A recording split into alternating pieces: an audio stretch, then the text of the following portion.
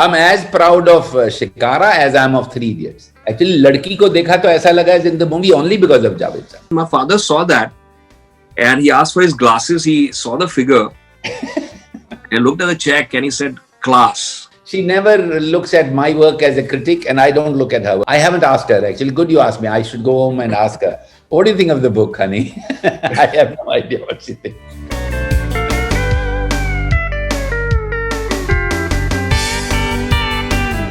I always believe that Lage Raho Munna Bhai is really with Raju, perhaps my best film, that and Three Idiots.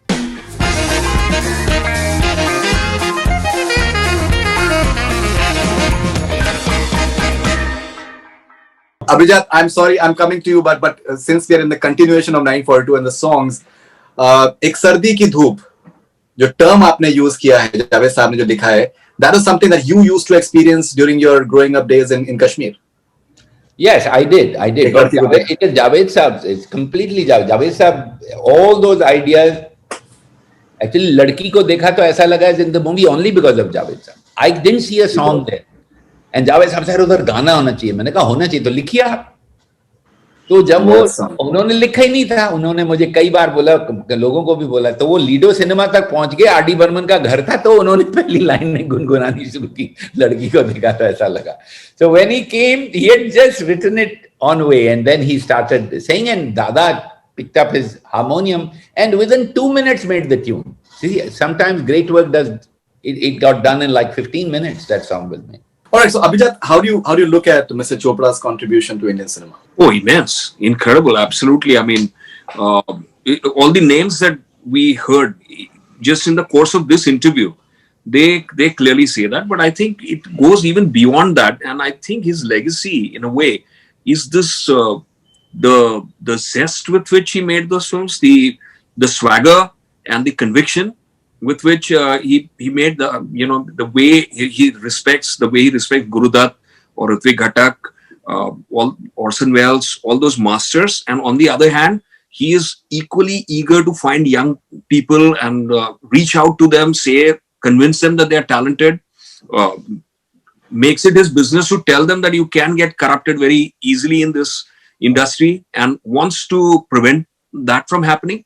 So I think it goes beyond just what he has done for our cinema. I think what he is as a human being is absolutely rare. It's incredible that he has absolutely what Frank Sinatra would say, my way.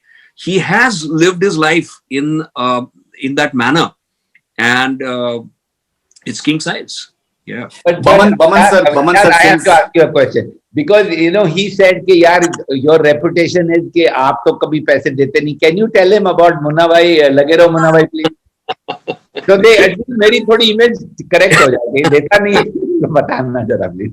Yeah, actually, at that time, I was under the impression Lage Raho Munna Bhai, it was, before that, all I had done with him was Kareeb. And I expected to be fired because of the kind of drivel that I'd written, and it was very clear when we met before Kareeb, he had told me that he'll be making an ad film only if he was broke, and I single-handedly achieved that in a way. So he had to make an ad for the next one to recover his losses. So I had no business to actually continue to be a part of his life, but he saw something, he liked the attitude, he trusted me, and he continued with me. And then subsequently, he got me, put me together with Raju, and we got along so beautifully.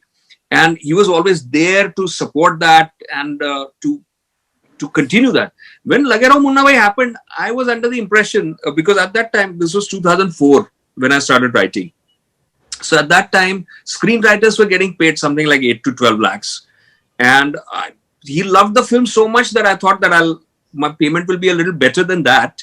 But I didn't expect what was coming. My father had suffered a stroke at that time. And I was at Vinod's house when I received that news. And I rushed to Ahmedabad. And next day, by courier, that check, because he was to pay me then, and because I left so abruptly, that he couldn't give me the check at that time. The next day, by courier, check arrived. And he called me and he said that the check is coming and you take the check, go to the hospital and show it to your father. So I actually did that because I went there and when I opened the check, it was for, instead of for 12 lakhs, it was for 1 crore. And in 2006, it was a tremendous amount of money for a screenwriter who had only done Kareeb till then. And that's amazing. So I showed it to my father and he looked at the check and he realized, much later was I come to know that his people had told him that if you want to make a payment of 1 crore, you have to cut some 10 lakhs for whatever, TDS or whatever. So there's some formality. So it has to be of 90 lakhs. So he extended it. He said, no, I want his father to see this figure because I want his father to know that his son has done a good job. And so I valued that so much that he was thinking like that he didn't care about, whatever extra he had to pay. He was just very sure that he wanted my father to see that. And my father saw that and he asked for his glasses. He saw the figure and looked at the check and he said, class. That's what he said. And he meant that Vinod didn't have to do that. So that is sort of unforgettable. And I left immediately from the hospital. So I left my father alone with that check. That's amazing. Mr. Chopra, you've said in the book that you turned a producer because of Raju Hirani. Yes. Absolutely. Tell us more about it. Your association with Raju. I never thought I'll produce films. I'm not a producer in a way. Even now, of course, you guys call me a producer, but I'm more like a co-creator of those films. I don't. Even in Munna Bhai, I didn't deal with money. I gave Raju a checkbook and I said, "Itne paise bank mein, itne mein film bana." And Raju did it beautifully. So I don't sit there and do hisab kitab and say kiska kitna hai. I don't do that at all. And whatever films I have done, I haven't really sat there and figured out. Okay, what is important for me is that we make cinema that we are proud of. Some films make money, some films don't make money. That's fine. I'm as proud of Shikara as I'm of Three Idiots. Now, you might think it's pretty crazy because one is the biggest hit of all time, the other ran for like 2 weeks. But both films, to me, are very, very dear to me. So my value of the film, I always believe that Lage Raho Munna Bhai is really with Raju, perhaps my best film, that and Three Idiots. Why? Because of the concept of that film. Look at the crazy concept that Raju and Abhijat came up with of Mahatma Gandhi. It's still referred to. It is still part of the consciousness of this country. At various points of time, people are given roses and they're told, get well soon. Last question to you guys. I think there's so much that we can talk about, but you spoke about Shikara and Abhijat asked you about the sort of backlash that you received for that. And you said that maybe it deserves another book. So I spoke to Chaitanya Tamane, the director of Court, the other day, and so he told me that maybe a lot of self-censorship is going to be taking place. So do you think that is a way forward for filmmakers, self-censorship? See, for me, I would rather limit this interview to the book. That again is another interview.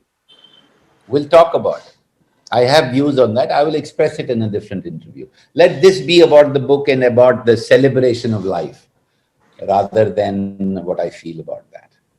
Okay? No problem, sir. No problem. Any final thoughts on the book, Abhijat, from you? Abhijat. Yeah, I'm just so happy that it is out there and anyone can pick. I'm so happy that Vinod's children will read it.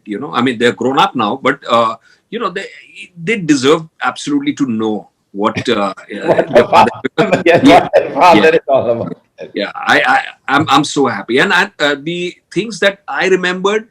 I am sure that once people read it, they too will be equally excited about it. And the budding filmmakers, or not just filmmakers, in any field, anyone aspiring to do something, I think will be very happy to read this book because it's not just values and the honest things and the striving, but the amount of fun that he had.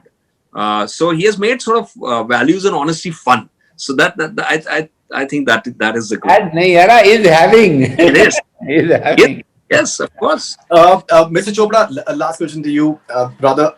One more observation. Zuni has written at the beginning itself. Wonderfully, she's a writer in her own right. Now, is her name by any chance on the Kashmiri poetess by the same name? It's a Kashmiri name, but Zoon means moon and Zuni means moonlight. So we called her Moonlight in Kashmiri. But also there's a poet by the name of Zuni. But Zuni, and she truly is the moonlight of my life. Look at that forward. I mean, when I read it, I had tears in my eyes. I had no idea that she would write what she did. I was shocked. And I said, Zuni, you never tell me in real life, and what is this you're writing?